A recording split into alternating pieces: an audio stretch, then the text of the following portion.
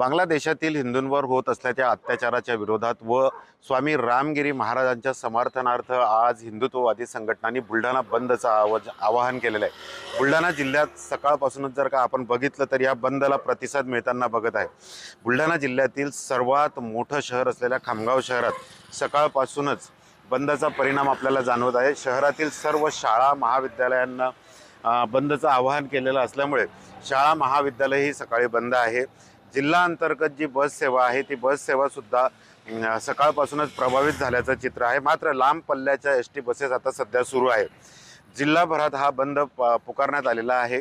हिंदुत्ववादी संघटनांनी पुकारलेल्या या बंदला आज दिवसभर कसा प्रतिसाद मिळतो हे बघणं महत्त्वाचं असेल। मात्र बांगलादेशातील हिंदूंवर होत असलेल्या अत्याचाराच्या विरोधात आणि स्वामी रामगिरी महाराजांच्या समर्थनार्थ हा बंद आयोजित केलेला आहे आणि त्यामुळे बुलढाण्यात आज दिवसभर कडकडीत बंद पाळण्याचं आवाहन हिंदुत्ववादी संघटनांनी केलेलं आहे। कॅमेरामन शांतारामसह doctor Sanjay Mahajan, ABP Majha, Khamgaon. ABP माझा, उघडा डोळे बघा नीट।